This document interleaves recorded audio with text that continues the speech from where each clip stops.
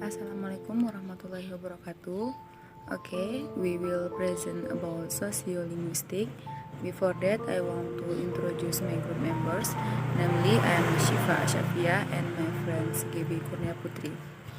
Sociolinguistics is investigating the relationship between language and society with the goal of a better understanding of the structure of language and of how language functions in communication. Language in use. You know the appropriate way to talk to your parents, your friends, and your teachers. You know about politically correct or PC language to say mail carrier, prefecture, and police officer, and not to say nature, walk, and beach. In short, you know how to use your language appropriately even if you sometimes choose not to. This section discusses some of the many ways in which the use of language varies in society. Taboo or not taboo.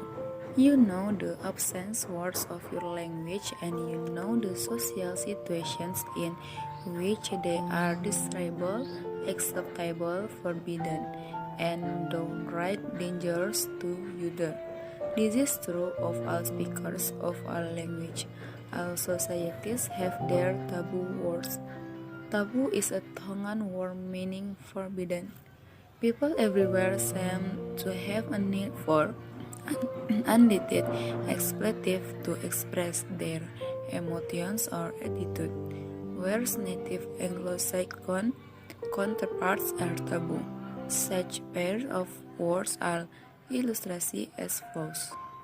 Anglo-Saxon taboo words, Latin acceptable words, can, vagina, cook penis, preach penis, teach memories that pass the face.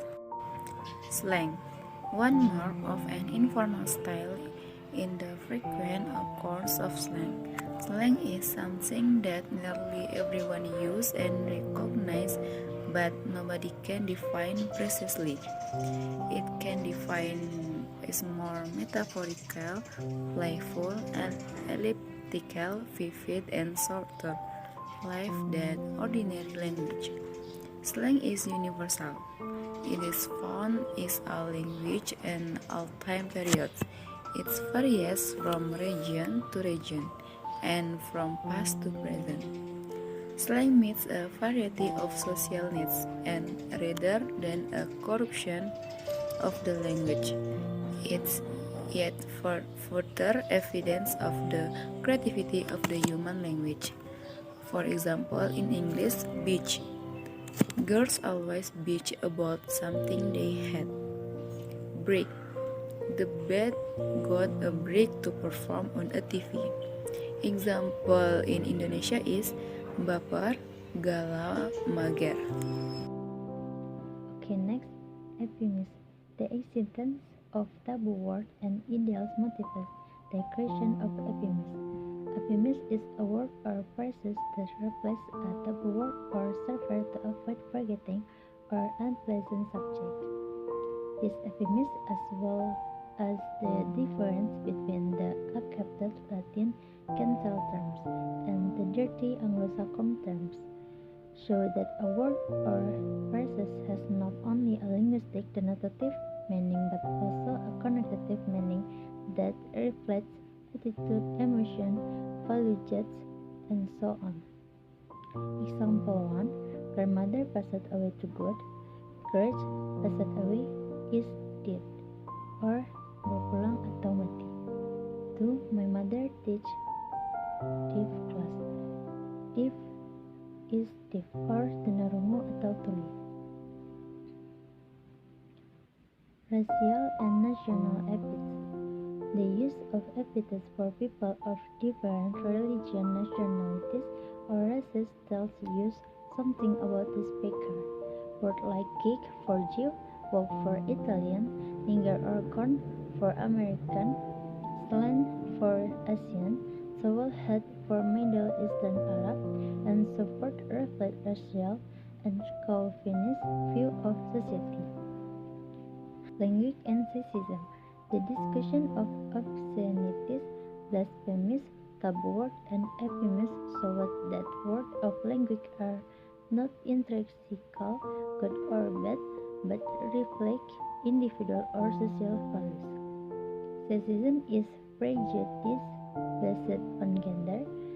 Sexism is often shown to women, so what is meant is a negative assessment of someone because that person is a woman. Example, both men and women are unaware that they are sexual sexist. Here is an example of sexism in everyday life. 1. Women are being asked to do extra work at the office. 2. The pressure to marry. 3.